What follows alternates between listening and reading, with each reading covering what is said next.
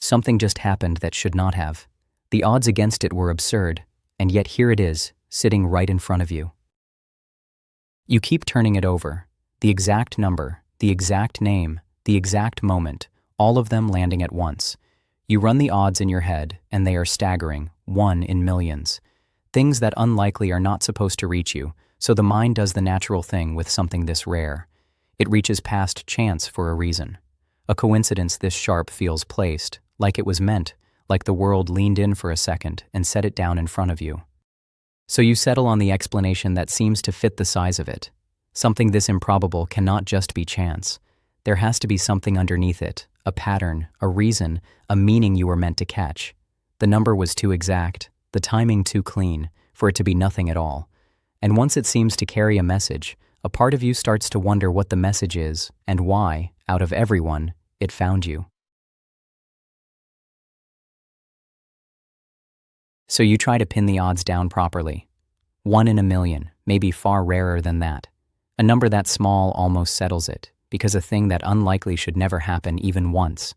And then, right at the edge of that thought, a quieter one slips in.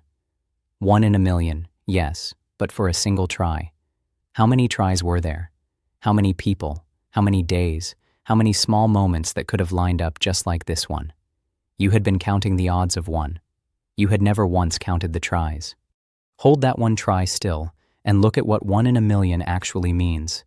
Here is everything that could have happened in that single moment, spread out as a vast, dark field, every possible name and number and outcome running off in all directions. Somewhere in it, one tiny point lights up, the exact thing that did happen.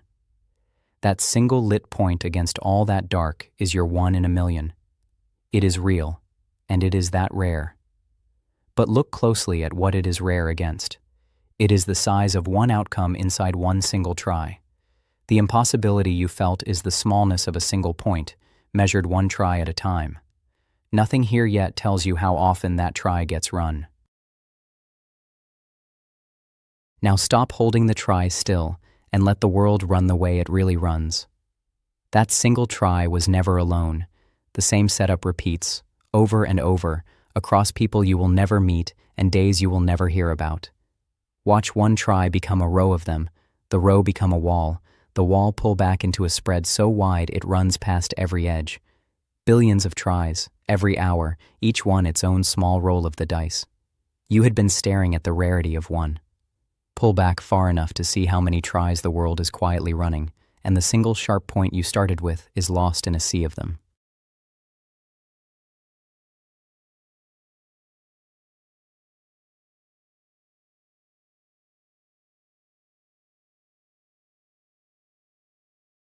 And there is a deeper undercount hiding in here. You count the people in the room. The chances for a match are not the people, they are the pairs between them. Add a few more people and the pairs do not grow by a few. They jump far faster than the heads you are counting. Start adding them and watch. A small handful already makes a surprising number of pairs, and far sooner than feels right, a shared birthday turns from unlikely to likely to nearly certain. You had been counting the things. The chances live in the connections between them, and those multiply much faster than anyone counts. The match was always more likely than it looked, because the chances were always more numerous than they seemed.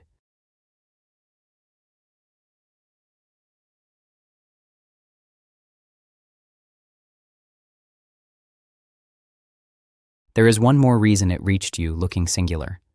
Think about how a coincidence travels. The one time the numbers line up, someone tells the story and it spreads because it is worth telling. The millions of times nothing lines up, no one says a word. Those non-events never reach you. They cannot. So everything that lands in front of you has already passed through a filter that keeps the hits and quietly drops the misses. You are handed the one win, cleaned of the countless tries it cost. The story comes to you without its own bottom number, and that missing count underneath is most of the reason it looks like more than chance.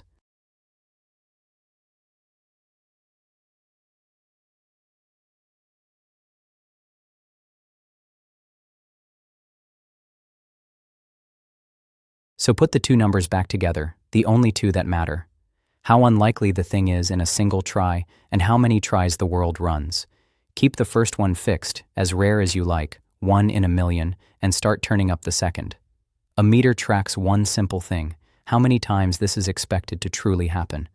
With only a few tries, it sits near 0, and the event stays a stranger. Keep turning the tries up. The meter passes 1, and the thing was bound to happen at least once. Keep going, and it passes 10, then 100, while the 1 in a million never moves an inch. The thing that felt impossible is now expected to happen again and again, and it never became likely on its own to get there. What decides whether you ever meet a rare event is its rarity set against the number of tries, far more than the rarity alone. With enough tries, the impossible stops being merely possible and becomes expected, somewhere, to someone, all the time.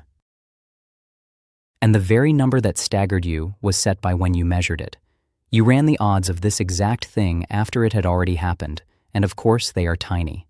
The odds of any one exact outcome are always tiny, so step back to the moment before it happened, and weigh a fairer chance. The chance that something startling would turn up, anything at all worth a second look, a name, a number, a date, a face, any of 1,000 things that would have stopped you just the same. That chance is enormous, all but certain. Some surprise was always coming. You waited to see which one arrived, then drew the target tight around it, and called the bullseye a miracle.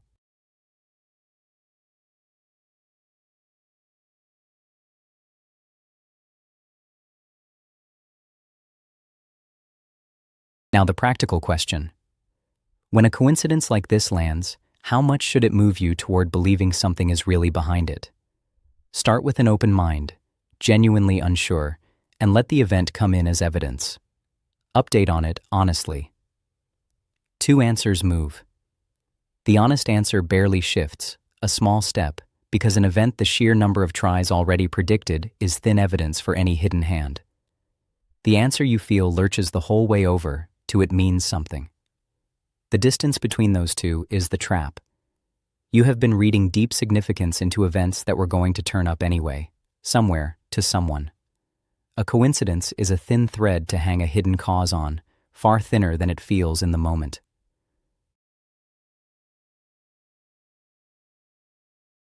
Pull all of it into one picture.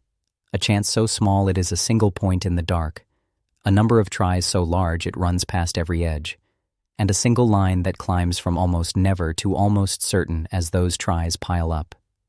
You have been watching this one thing under every example, without a word for it. Now the word settles onto the picture. What turns the impossible into the everyday is scale. The size of the small chance never changed at all. What changed was how many times the world tried. You understood the thing long before you had the name, and the name only rests on what you already saw.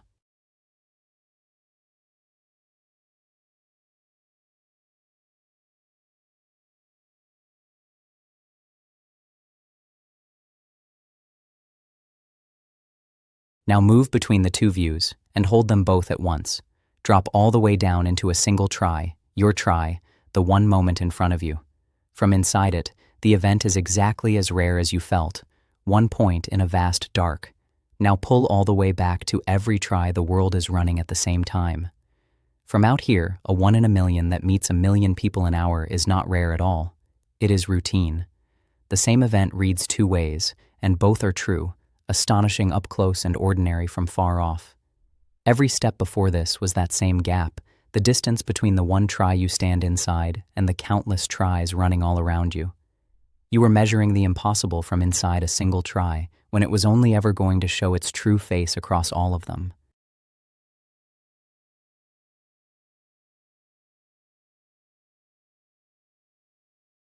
Now take the two together and work them at once. How rare the thing is in one try, how many tries the world runs. Put your hands on both and keep your eye on the one readout that matters, the chance that it happens somewhere, to someone.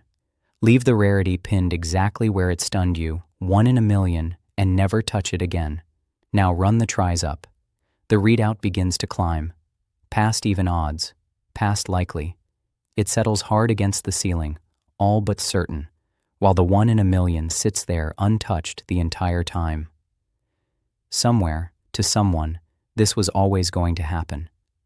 It was never impossible, only rare, one try at a time, in a world that runs more tries than you can hold in your head.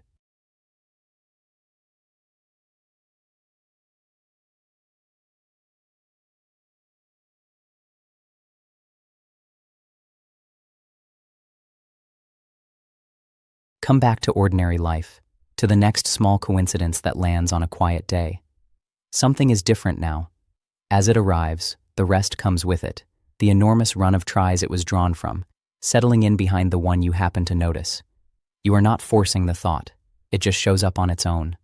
The little run of luck stops looking singled out and starts looking like what it is, one hit out of a number of tries too large to feel. It can still delight you. It simply no longer arrives as a message addressed to you by name.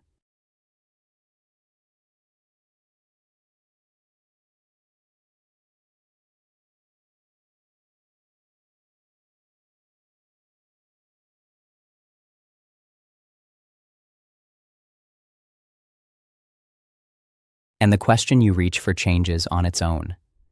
The old one was, what is this trying to tell me? And it sent you looking for a hidden hand. Now something else comes first. Before you read a meaning into a coincidence, you find yourself asking how many tries there were and whether something like this was bound to turn up across all of them. You are not explaining the wonder away and not refusing to be amazed. You are reaching for the more honest question first. Some coincidences may still be worth a closer look. But the opening question was never what does it mean? It was how many chances there ever were for something like this to happen at all.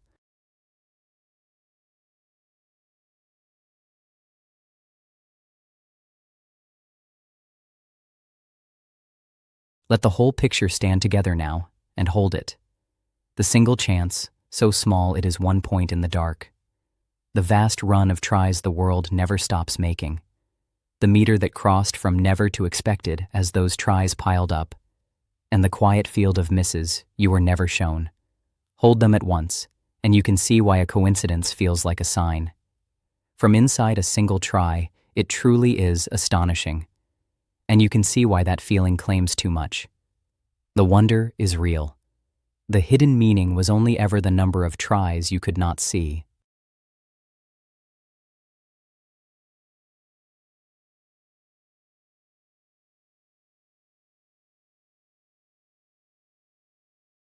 You can hold a coincidence differently now, and holding it differently turns you toward the next thing worth asking.